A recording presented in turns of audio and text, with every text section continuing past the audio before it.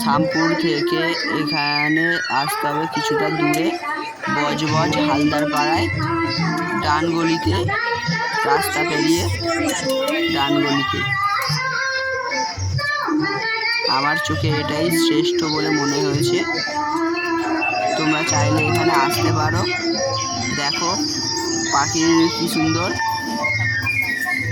সব কলসি দিয়ে বানানো পাখির খাঁচা আছে। দেখুন পাশের শলা।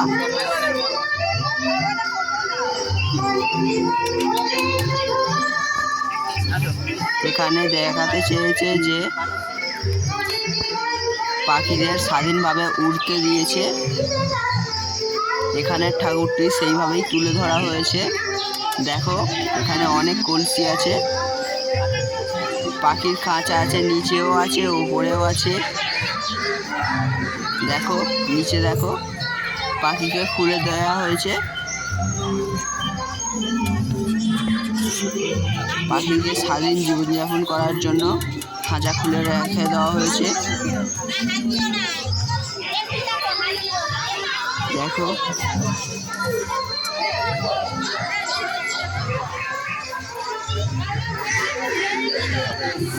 ঠাকুরকে এভাবে তুলে দেওয়া হয়েছে। তোমরা চাইলে আসতে পারো, বজবজ হালদার পাড়া ডান দিকে। খানিকটা এসেই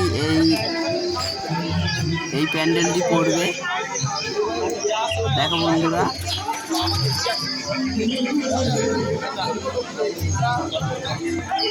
ভালো লাগলে একটা শেয়ার করে দিও।